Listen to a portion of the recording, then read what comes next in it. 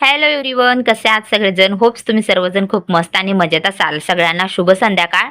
आता मी ब्लॉग म्हणजे संध्याकाळ स्टार्ट करायला घेतलेला आहे. सगळ्यांना जय बाळूमामा. आणि आता हल्ली मी बाळूमामांच्या पोस्ट खूप शेअर करते. इन्स्टाला म्हणा, फेसबुकला म्हणा किंवा यूट्यूबला म्हणा. आणि प्रतिसाद इतका प्रचंड भेटतोय ना, खरंच म्हणजे यूट्यूबला सुद्धा खूप छान प्रतिसाद भेटत आहे. खूप छान छान कमेंट येतात. काय काय जणांच्या मनामध्ये शंका आहेत, काय काय जण क्वेश्चन करतात, काय काय जण वाईट कमेंट पण करतात.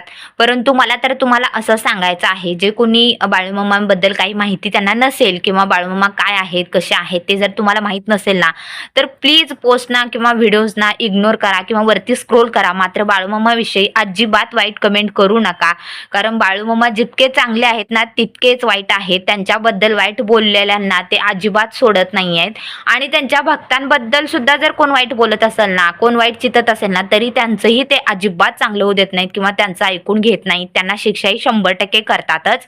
तर मी पोस्ट शेअर करते, त्याला चांगला प्रतिसाद भेटत आहे. आणि आता मला तुम्हाला सांगायचं आहे, म्हणजे मला 1-2-3 अशा कमेंट होत्या की खरंच बाळूमामा चमत्कार घडवून आणतात का, किंवा त्यांच्याकडे जर एखादी गोष्ट माहितली तर ती पूर्ण होते का.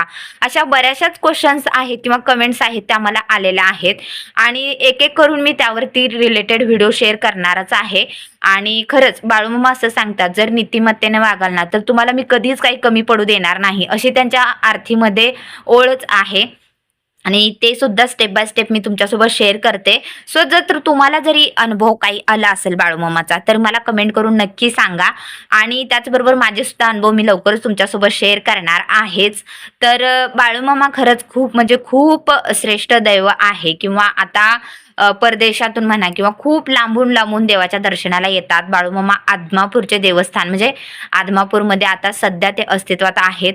ते आपल्या पाठीशी असतात. म्हणजे कितीही अडचणी असू द्या, जर तुम्ही जय बाळूमामा देवा माझी थोडीशी मदत कर असं जर तुम्ही बोललात ना, किंवा मी संकटात आहे असं जर तुम्ही म्हणून जय बाळूमामा म्हटलात ना, तर लगेचच तुम्हाला काही ना काही मार्ग हा दिसणार, हे 100% खात्री आहे. स्वतःचा अनुभव तुमच्यासोबत शेअर करते.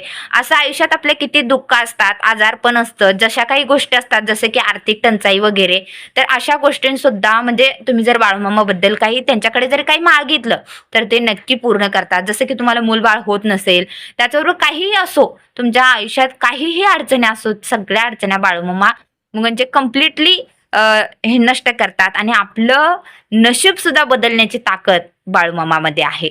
तर जे बाळूमामाचे भक्त आहेत त्यांना माहितीच असेल. जर तुम्हाला काही माझ्या म्हणजे बाळूमामा बद्दल काय विचारायचं असेल तर कमेंट करून विचारा.